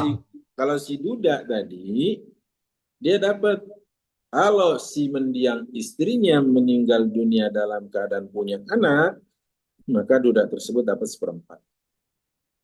Al-Quran surat An-Nisa ayat 12. Ya, baik, itu case yang pertama. Case yang kedua, saya menangkapnya gini, kalau harta itu dibagi, ya sah saja kalau jatahnya dia sebagai warisan dibagikan kepada anak almarhum, kan? Ya, ya, Iya. Berarti babnya hadiah, karena si anak ini sudah sendirinya dapat warisan. Kan dia ahli waris juga. ya. Mm-mm. Jadi sah Jadi saja. Kalaupun artinya nantinya anak itu nggak mau, dia bilang, mah aku sudah cukup banyak hartaku. Kalau mama mau bagi aku nggak mau. Ya saya Ahmad Ridwan akan kirim nomor rekening. Gitu. ya, Barangkali. ya. Gitu. Oke. Oke, ada teman-teman ada pertanyaan silakan kalau mau langsung. Kalau tidak ada saya nyambung sedikit Ustaz mengenai pemburu. Saya ada Pak Oh, Catur. silakan. Ustadz, Assalamualaikum warahmatullahi wabarakatuh. Assalamualaikum. Kebetulan sebuah keluarga itu di Aceh nih, Hmm. peninggalan orang tuanya. Tapi kata mereka kalau KHI itu digabung antara ayah dan ibunya. Oke deh, saya tidak melihat sisi itu. Mereka punya tanah produksi berupa sawah. Nah, eh, susah rupanya ngebaginya karena anaknya pinter-pinter semua. Hmm. Ya, yang satu merasa kalau ditaruh di belakang nggak dekat dengan jalan, loh kan tanahnya jadi murah kalau jauh dari jalan. Dibagi sama rata juga tidak mau, depan dibagi depan semua juga pusing karenanya kecil katanya. Nah, akhirnya diputuskan udah hasilnya dibagi berdasarkan saham, artinya persenan gitu. Jadi anak laki-laki dapat berapa, anak perempuan dapat berapa. Jadi sampai saat ini secara umum sawah itu belum dibagi, tetapi hasilnya dibagi berdasarkan hukum syariah. Nah, itu bagaimana Pak Ustadz? Daripada keluarga ini bertengkar terus gitu. Bertengkar karena itu semuanya pintar. Ada yang ada yang ada yang bilang strategik lah, ada yang ini adalah itu gitu. Akhirnya Baik. kemudian memang ada pertanyaan, sekiranya suatu saat dijual bagaimana? Silakan aja dijual, dibaginya berdasarkan saham itu juga. Syariat ya, Baik. sesuai syariat. Mangga. Terima kasih Pak Ustadz. Sudah benar Pak Farid tadi, pada saat seseorang, kan pastinya ini logis mendapatkan harta warisan itu berupa tanah. Kalau yang di pinggir jalan pasti bagiannya lebih mahal. Yang di belakang akses susah gitu kan, kadang Iya. nggak ada jalan. Kalau saya melihat seandainya itu produktif, bisa tetap membaginya berdasarkan syariat, barulah berapa hasilnya dibagikan berdasarkan persentase tadi. Oke. Pun pada saat nanti akhirnya mereka sepakat menjual, ini pun harus berdasarkan saham yang telah dibagikan berdasarkan syarat di depannya. Nih, nah kalau boleh usul, walaupun kadang-kadang ya ini kembali kepada tim intinya ya, bahkan istri atau pasangan nggak berhak campur tangan. Tim inti itu anak si almarhum atau almarhum. Daripada ribut, tidakkah kita berpikir bagaimana harta itu kan kita nggak pakai capek ya, yang dapat kan orang tua dulu, Iya. yang lelah kan orang tua ya. Kenapa kita yang nggak pakai capek ribut gitu? Nah, ada pengalaman menarik saya waktu saya diminta untuk safari dakwah di Kendari. Jadi di Kendari itu ada 18 pesantren, yang mana 18 itu awalnya satu pesantren yang tanahnya dibeli, bangunannya didirikan dari harta warisan. Yang semua ahli waris bilang gini, kalau sepakat, kalau enggak apa-apa. Yang sepakat boleh, yang enggak tetap mengambil haknya sesuai syariat. Apa itu? Kan ini harta orang tua kita. Mereka yang capek, kita nggak pakai lelah. Kalau kita kembalikan kepada Allah atas nama mereka menjadi wakaf, gimana? Iya. Dari satu pesantren berkembang jadi 18. Waktu saya ke sana, itu sekaligus wakaf kapal tangkap ikan. Itu dia. Kapal tangkap ikan dengan muatan yang mungkin nggak terlalu besar, 50 ton, gitu ya. Di mana hasilnya bisa dimakan, gitu, dan juga bisa dikasih ke santri, yang tadi notabene 18 pesantren, sekaligus kalau ada lebihnya dijual. Wakaf. Wah, itu wakaf produktif banget itu. Saya ke sana waktu itu. Dan alhamdulillah, ternyata apa? Anaknya sepakat tanpa terkecuali, akhirnya harta waris diserahkan kepada Allah atas nama orang tua mereka. Jadinya wakaf. Nah, termasuk nih, lahan yang kami kelola ini 1 hektar ini wakaf dari ahli waris yang pengen mengembalikan harta ini kepada Allah atas nama orang tua. Nah, ini bisa jadi ide baru, maksud saya. Bukan ide baru, sebenarnya udah lama ya, dari zaman para sahabat udah ada. Cuma ini bisa jadi lifestyle kita sekarang. Ya. Kalau misalkan kita daripada ribut-ribut, terus hasilnya juga nggak seberapa, lagian kita nggak capek-capek, yang capek orang tua. Terus dulu kita baktinya nggak seberapa, sekarang pun juga kalau berdoa, paling kalau ingat, sekalinya ingat cuma 5 menit. Apalagi kalau buru-buru, doanya Allahumma lantas jalan, gitu kan. Lupa ngedoain lama gitu loh. Kita sekalipun kuat doain lama orang tua, paling setengah jam gitu kan. Tapi kalau dengan kita wakafkan, setiap detik yang berdetak menjadi pahala yang mengalir terus sampai pada hari kiamat buat orang tua. Nah, ini boleh nih nanti nih. Kita buat nih, ya. Ikatan ITB 80. Wah, menjadi apa namanya? Wakaf warrior. Wah, gitu kan. Pejuang wakaf bisa, nggak apa-apa. Amin, amin. Allahumma amin. Gitu Pak Farid ya. Jadi Ya, boleh alhamdulillah. dengan skema tadi, Bu. Oke, baik. Ini ada pertanyaan lagi, Ustadz. Ini ada 2 pertanyaan. Saya gabung aja ya. Yang pertama adalah batas ahli waris itu ke atas dan ke bawah sampai mana? Kakek, nenek, buyut, cucu, cicit. Itu yang pertama. Kemudian kedua, dalam hal warisan berupa tanah, bagaimana jika terjadi perbedaan terhadap harga jual? Ini maksudnya gini, Ustadz. Tanah itu mau dijual. Satunya setuju dengan harga misalnya per meter 5 juta. Satunya nggak setuju, nunggu 6 juta, seperti gitu, Ustadz. Itu kira-kira penyelesaiannya gimana gitu? Di antara waris tidak sepakat terhadap harga jual. Kemudian Baik, yang berikutnya adalah timing. Mohon saran Ustadz waktu yang tepat untuk menjual atau membagi waris itu kira-kira kapan? Gitu? baik. Pertama timing dulu. Tadi ikan sepat, ikan gabus lebih cepat lebih bagus. Apalagi kan di antara aset itu tidak seperti ngejual cabai, ya kan? Sekarang di kawasan kami Cijantung aja mau masuk ke wilayah kami, kiri kanan tulisan rumah dijual, rumah dijual, rumah dijual. Udah lama, udah banyak man. Saya kalau lewat Ya. situ sama anak saya bilang, nah jangan pernah takut nggak punya rumah. Itu lihat, mereka banyak dijualin. Hidup ini pergiliran waktu, saya bilang. Hari ini, kemarin mereka yang memiliki, hari ini mereka menjualnya. Saya bilang gitu. Nanti satu waktu kalian punya. Yang penting adalah kalian siapkan bekal untuk memilikinya. Bekalnya apa, Bi? Uang. Kalau uang udah pasti, tapi ilmu yang paling penting. Saya bilang gitu. Nah, yang penting lebih cepat lebih bagus. Yang kedua, karena ini beririsan, kalau nggak sepakat gimana? Selalu kalau tidak sepakat harusnya ada rujukan yang kita sepakati. Kecuali memang kita selalu sepakat untuk tidak sepakat. Nah, itu bingung kita. Gitu kan? Tapi kalau kita sepakat untuk apabila tidak sepakat, kita merujuk kepada sesuatu yang kita sepakati, itu fair namanya. Misalkan, oh nggak sepakat saya. Oh saya nggak, ya udah. Gimana kalau kita sepakati nilai jual objek pajak NJOP saja? Ya.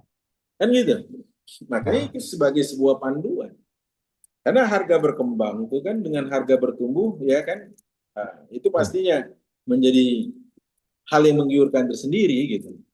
Ya. Cuma kalau akhirnya lama nggak ada yang disepakati, malah boleh jadi yang tidak sepakat berstatus zolim. Kenapa? Karena pada saat yang satu atau yang lainnya minta dijual, dia dalam keadaan membutuhkan uang. Tuh, ya kan?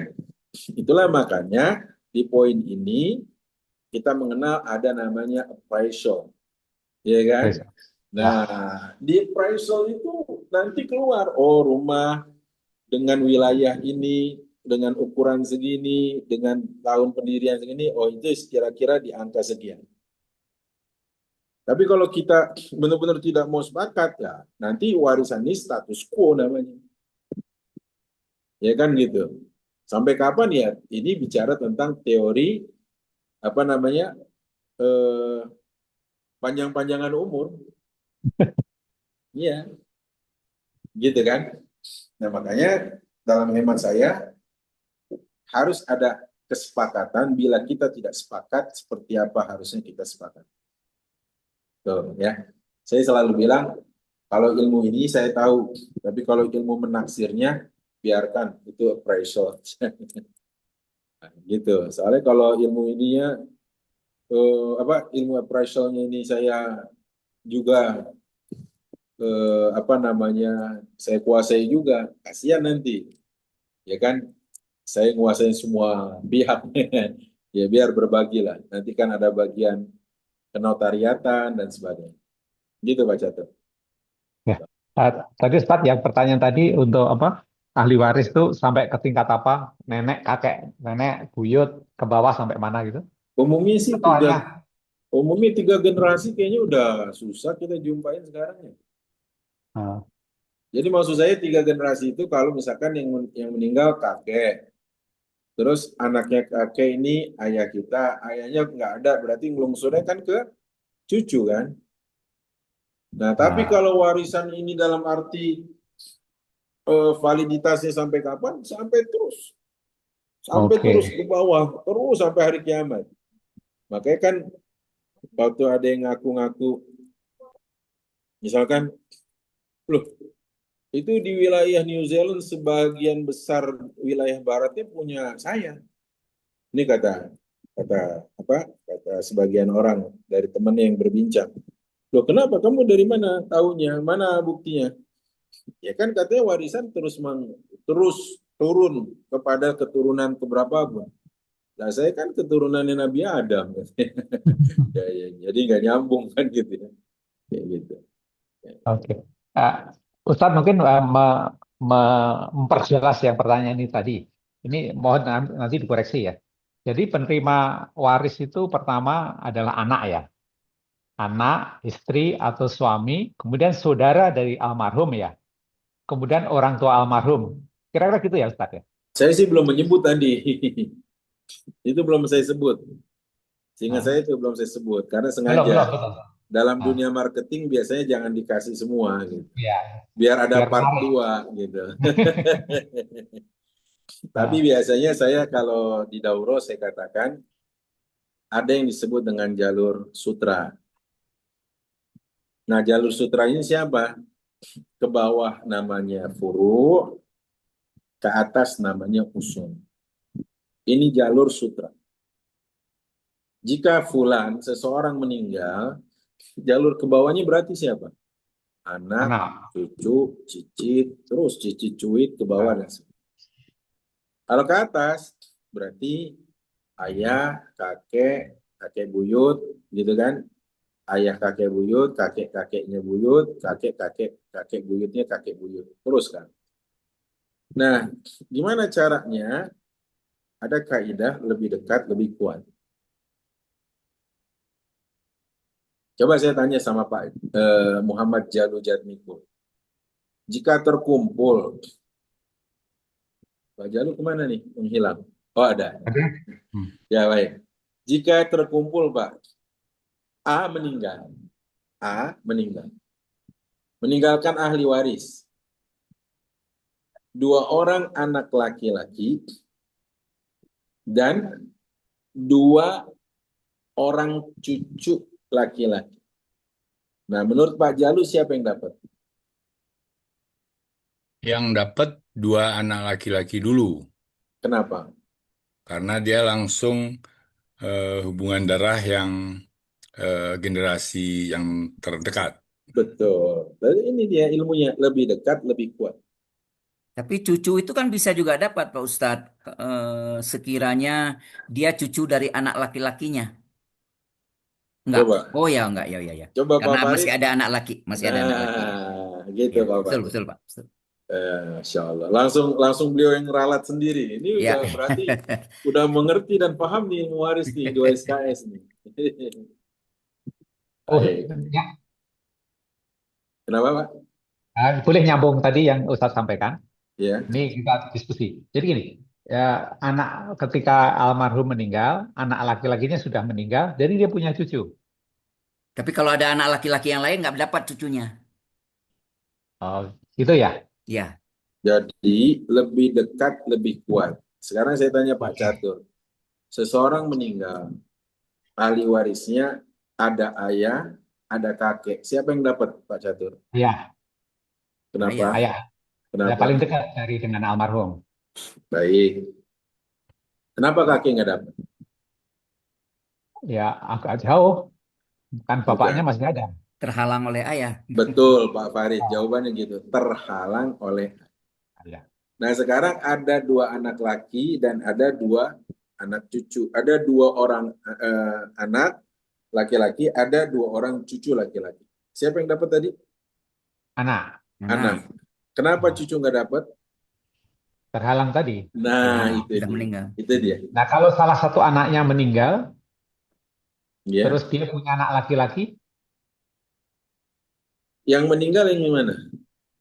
misalnya anaknya dua nih, satu meninggal, Hmm, satunya kan pasti udah dapat ya, pasti dapat waris. Tapi anak satunya ini punya anak laki gitu, yang meninggal.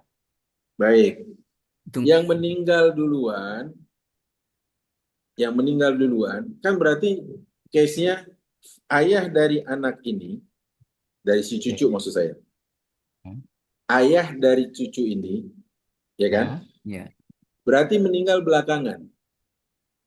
Karena kakeknya Oh, baru meninggal sorry, saya ulangi. duluan, duluan. Kakeknya meninggal duluan apa belakangan?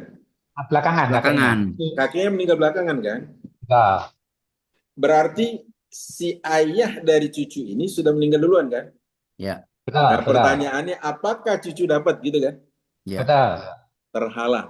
terhalang. Oleh anak yang tadi masih ada ya. Tuh. Kecuali anak yang menjadi penghalangnya itu perempuan. Oke. Yang Masih ada pokoknya anak sisa ya. laki-laki itu penghalang lah ya, Ya, aman lah, portal makanya malah. makanya saya sering bilang dalam kajian-kajian saya tentang waris, jika ada bapak ibu yang belum punya anak, saya doain biar punya anak laki-laki. Karena kekuatan dia dalam menutup, menghalangi, itu nggak ada lawannya. Gitu. Dia tidak ada lawan. Kekuatan dia dalam menghalau, menghadang, kuat sekali. Walaupun dia baru dilahirkan 2 jam lalu, anak ini, terus ibunya saking senangnya punya anak laki-laki meninggal, meninggal gitu, gitu kan? Nah Hmm. sementara si saudara ibunya ini, om-omnya ini ada yang udah 60 tahun, ada yang 70 tahun. Sementara anak yang baru lahir dari darah daging si almarhumah baru berusia 2 jam. Yang 2 jam ini, kalau dia statusnya Lebih kuat. laki-laki, langsung menutup dan menghalangi. Bahkan yang 70 tahun. Oke. Gitu. Oke, baik. Teman-teman ada pertanyaan lagi? Izin Ustadz, saya mau memperjelas ini. Yang pertama adalah kalau misalnya hibah dan wasiat itu ternyata tidak sesuai dengan syariat gitu. Misalnya gini, hibah lebih dari sepertiga atau wasiat kepada anak gitu. Nah, kemungkinan keluarga baru tahu belakangan lah.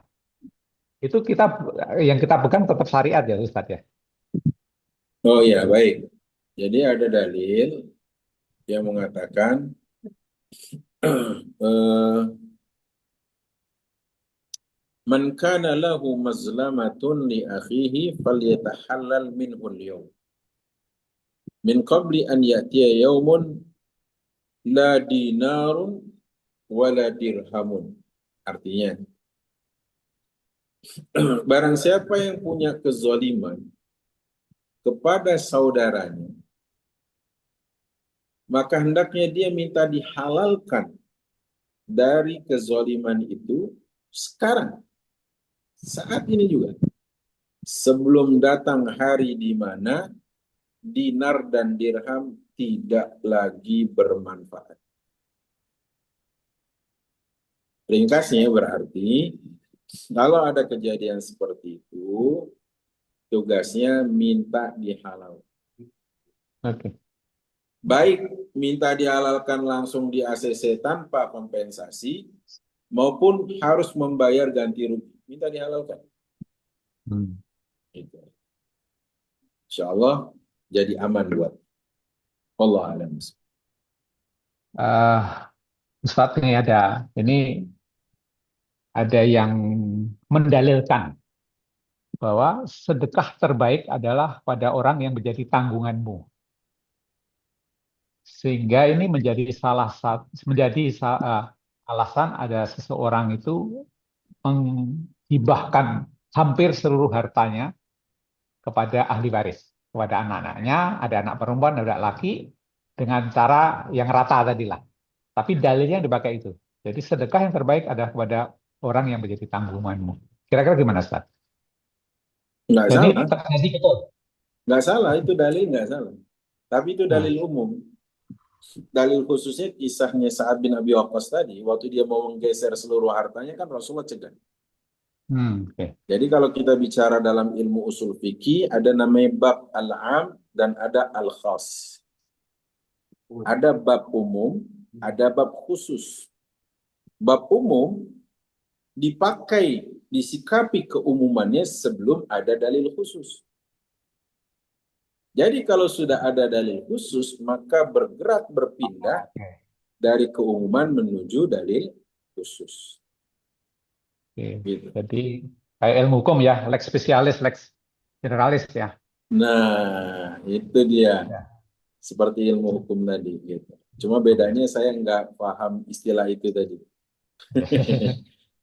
Oke, kemudian dibagi udah.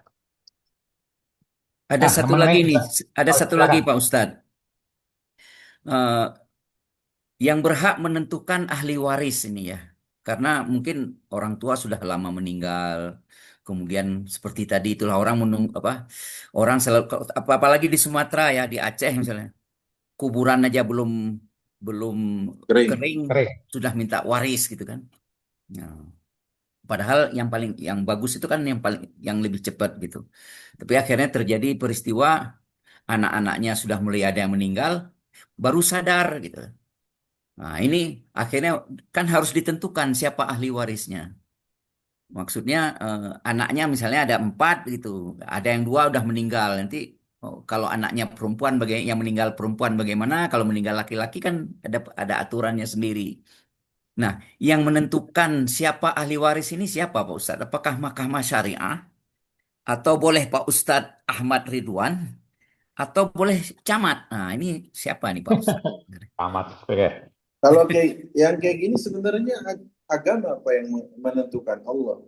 Tinggal status dia anak, istri, orang tua, saudara, gitu kan? Nah, Iya. nanti siapa yang lebih dekat, lebih kuat, menghalangi yang rada jauh, gitu, Pak. Nah, Gitu. masalahnya ketika itu dibuat ini kan sekarang orang takut dengan harus ada sertifikat baru, Pak Ustadz. Karena peraturan pemerintah dan sebagainya. Kalau ini tidak dibuat sertifikat, sekian tahun lagi tanah orang tua Anda akan musnah dan sebagainya, atau tanah waris akan musnah dan sebagainya.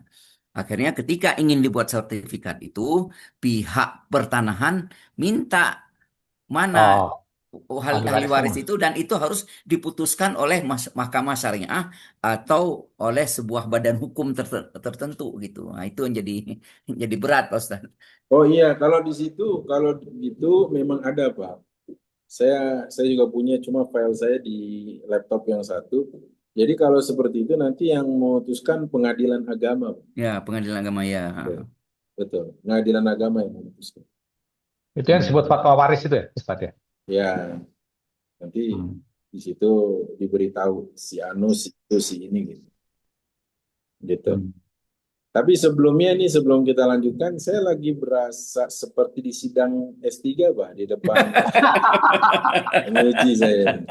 Karena pertanyaannya nggak putus-putus ini, gitu kan. Saya berasa lagi di sidang doktoral saya. Karena Ustadz ketika menjawab tuh ada yang ketinggalan gitu. Jadi jawabannya menimbulkan pertanyaan. Nah, jawabannya menimbulkan pertanyaan. Kadang saya sengajain, Pak. Nah, marketing, teori marketing ya. Ya, jadi kenapa disengajain? Satu, biar nanti apa namanya, jazbul intibah. Jazbul intibah itu Penasaran. iya, betul Pak Farid. Yang denger beneran denger apa enggak gitu. Serius enggak? Sehingga dia, oh ya tadi Ustadz belum jawab ini. Itu satu. Dan yang kedua, kadang-kadang itu sengaja dipecah buat part berikutnya. Ya. Siap Pak Caturnya. Ya, Pak, kalau Pak Bahrawan tahu gaya saya kalau di Masjid Kuliah. Iya, saya waris itu kan kalau saya dapat metriknya itu kan complicated ya. Ya nggak sulit ya, maksudnya lumayan panjang lah gitu, Hmm. matriksnya. Eh, gitu. Terus satu lagi Ustadz, apa betul ketika akhir zaman itu ilmu yang diangkat duluan ilmu waris ya? Betul. Betul, karena ada riwayat yang mengatakan demikian bahwa awwalu ilmin nuzi'a dalam riwayat untuzi'a, ilmu yang pertama kali diangkat adalah ilmu waris atau sebutan lainnya ilmu faraid.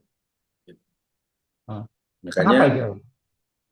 nggak tahu kan kalau kita melihat korelasi dengan hadis yang lain, innallaha lamma yaqbidul ilma yaqbiduhu la yaqbiduhu intiza'an walakin yaqbiduhu biqabdil ulama.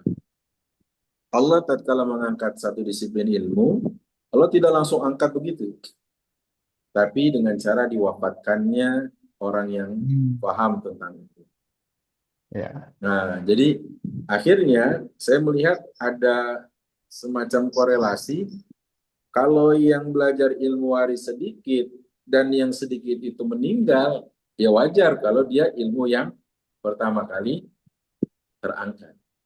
Coba aja kita dengan sensus kecil-kecilan kita lah di masjid atau musola yang kita berdomisili di daerah tersebut. Pasti kan banyak kajian tentang Quran, kajian hadis, ya kan? Kajian fikih, wudhu, sholat, atau tazkiyatun nafs. Tapi kajian tentang waris, saya pikir jarang ya. Betul, betul.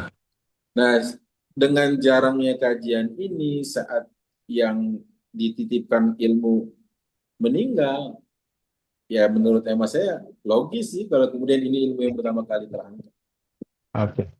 Gitu. Gitu aja sih. Baik, ini Ustadz ini ada pertanyaan mau tanya langsung. Mas Miko silakan.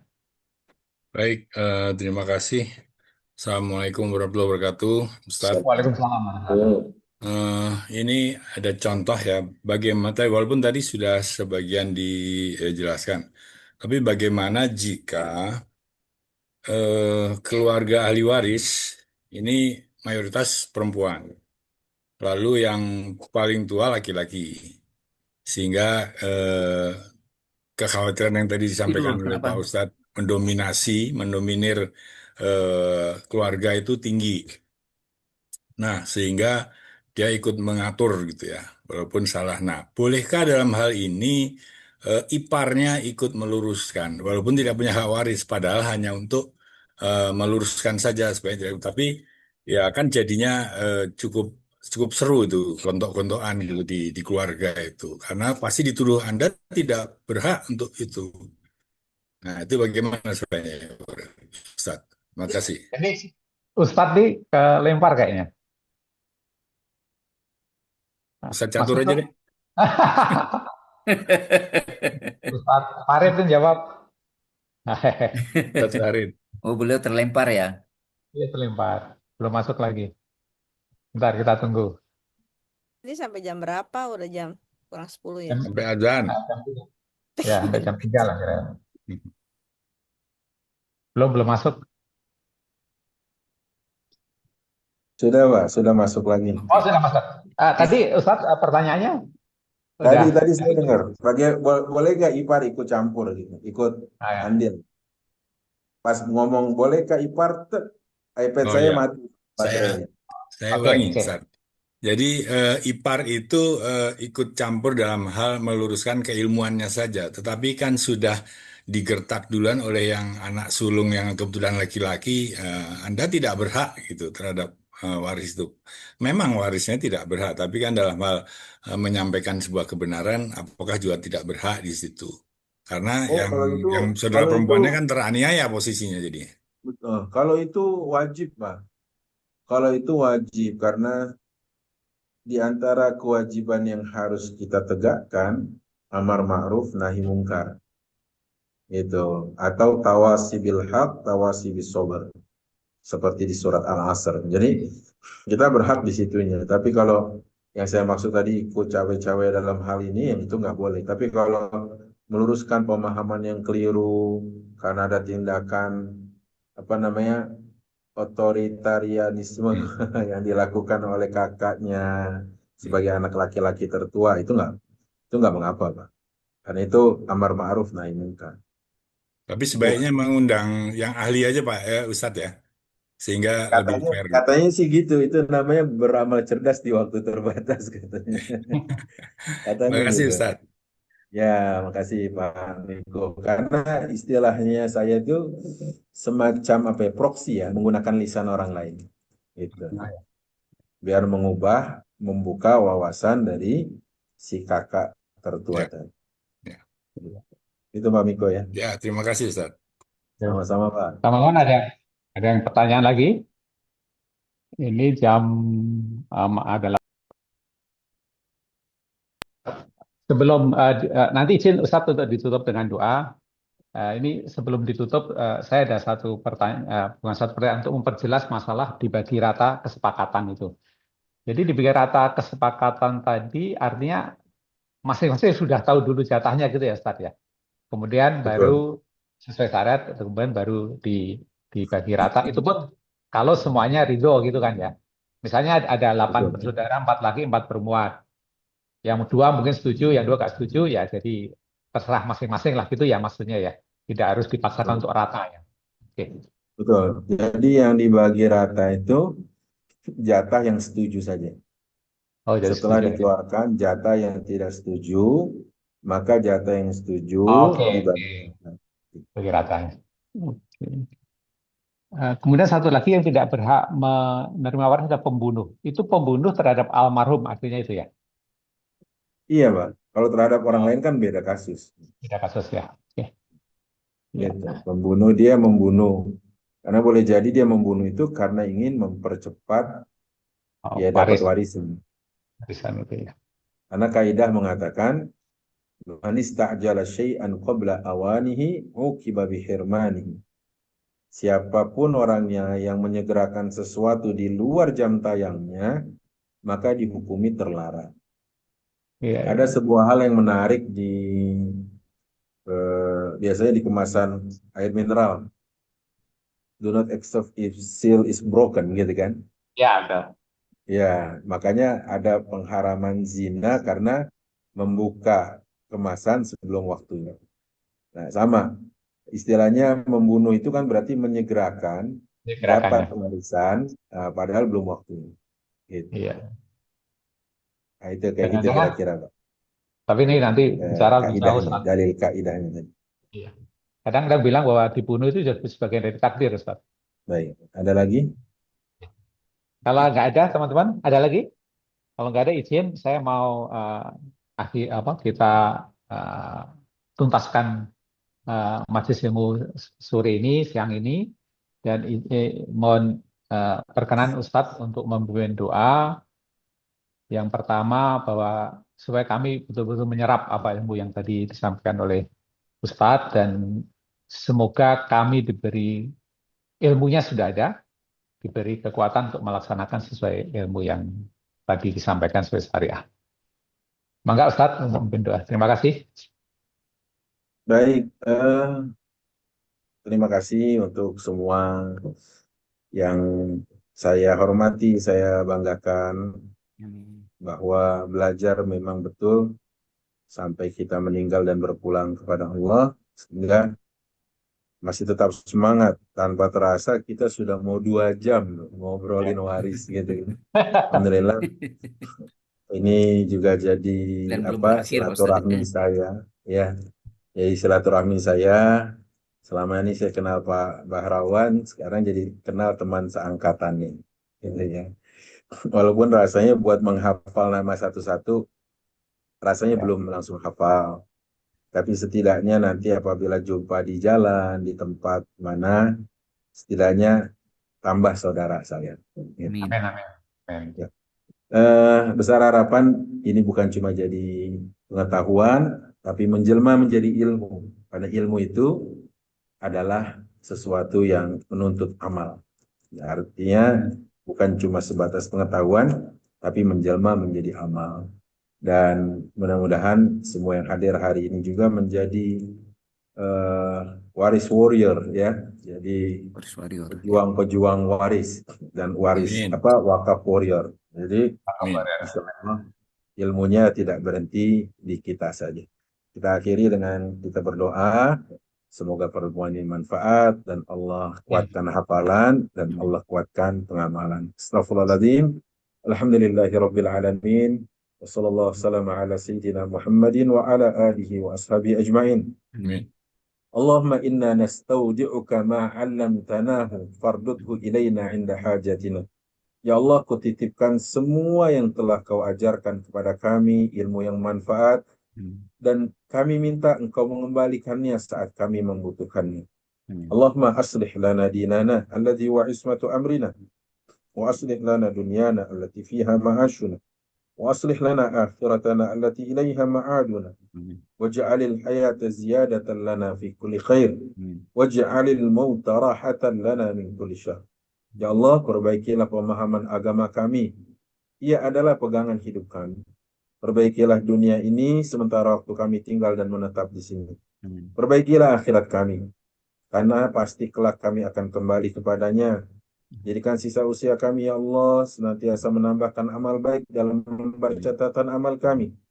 Jadikan kematian sebagai peristirahatan dari segala keburukan yang kami lakukan atau kami terima. Allahumma hadza doa. Ya Allah, ini doa yang kami panjatkan. Wa minkal ijabah. Kami sangat berharap, ya Allah, Engkau mengijabah doa ini.